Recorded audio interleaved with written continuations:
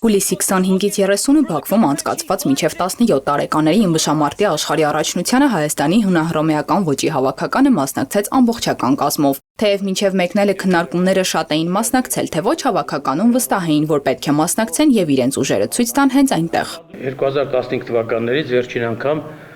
Բաքվում կայացել է խաղեր, եվրոպական խաղեր։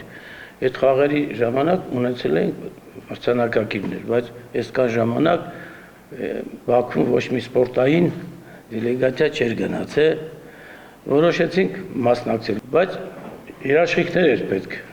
որ մեզ, ասենք, Բաքվում լավ նայեն, ուշադիր լինեն մեր նկատմամբ։ 71 կիլոգրամ քաշային կարգում Ջանես Նազարյանը մեկ տարի անց կրկին ապացուցեց իր բարձր կարգը։ Եվրոպայի գործող չեմպիոնը եզրափակչում 4-3 հաշվով առավելության հասավ Ռուսաստանի ներկայացուցիչ Ասլան Զույևի նկատմամբ եւ նվաճեց աշխարհի չեմպիոնի կոչումը 10 ոսկե մեդալներից մեկը բերելով Հայաստան։ Լարվածություն կար, բայց ոչ թե նրանց որ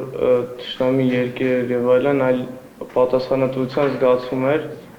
Փառք Աստծո, գոտեմարտերից գոհ եմ, մարզիչները լավ աշխատանք ենք տարել, որը սխալներ կային, բայց փառք Աստծո, որ այդ սխալները չազդեցին իմ ընդհանուր արդյունքի վրա։ Հաղթանակից հետո Բաքվի մարզադահլիճում հնչեց Հայաստանի Հանրապետության օրհներգը։ Այդ պահից դահլիճից լսվում էին սուլոցներ եւ բացականչություններ, սակայն ինչպես ասում է Նազարյանը, ինքն այդ ամենին ուշադրություն չի դարձրել։ Նրա համար ամենակարևորը Հայաստանի դրոշը ձեռքին պատվո հարթակում կանգնելն ու սեփական երկիրը ներկայացնելն էր։ Մյուս մարզիկը բրոնզե մեդալակիր Արարատ Ավետիսյանն է, ով ամենադժվար գոտեմարտերից առանձնացնում է Ղազախստանի ներկայացուցչի հետ հանդիպումը։ Ասում է պայքարը հավասար էր, բայց ցանկալի արդյունքին հասնել չհաջողվեց։ Հիմա արդեն նպատակն ավելի մեծ է, ավելի շատ աշխատել, ուղղել սխալներն ու հաջորդ մրցաշարերում ավելի բարձր արդյունք գրանցել։ Ընդհանուր լարվածություն կար, բայց շատ քիչ էր։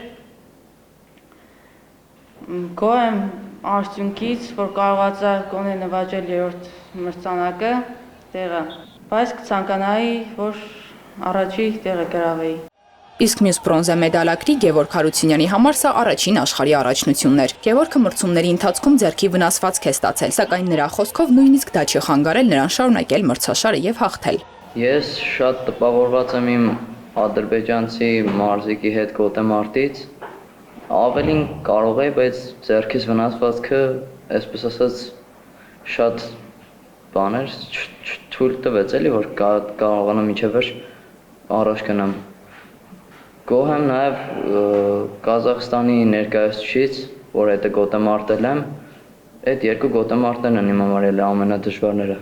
Ամփոփելով մրցաշարը հավաքականի ավագ մարզիչ Գագիկ Խաչատրյանը նշեց, որ թեև Ադրբեջանը մեդալների ընդհանուր հաշվարկում Հայաստանից ավելի շատ պարգևներ է նվաճել, այնուհանդերձ սեփական հարկի տակ չի կարողացել ոսկե մեդալ նվաճել, ինչը նրա կարծիքով լուրջ հիասթափություն էր իրենց երկրի համար։ Գագիկ Խաչատրյանի խոսքով հավաքականի ամենամեծ ձեռքբերումը ոչ միայն մեդալներն էին, այլև այն, որ Բաքվում բարձրացավ Հայաստանի դրոշը եւ հնչեց Հայաստանի Հանրապետության օրհներգը, ինչը նրա գնահատմամբ մեծ հպարտություն էր ամբողջ թիմի համար։ Միաժամանակ մարզիչը դրական գնահատեց նաև մրցավարությունը, ընդգծելով, որ մրցումներն անցկացվել են կանոնակարգին համապատասխան եւ որևէ կանխակալ վերաբերմունք կամ լուրջ խախտում չի արձանագրվել։ Ընդհանուր առմամբ նա հավաքականի ելույթը գնահատում է հաջողված, սակայն վստահեցնում է թիմն ավելի մեծ ներուժ ունի եւ մի շարք գոտեմարտերում հնարավոր էր հասնել նույնիսկ ավելի բարձր արդյունքների։ Էլեն Խուդյան, Սեյրան Հակոբյան, Հորիզոն։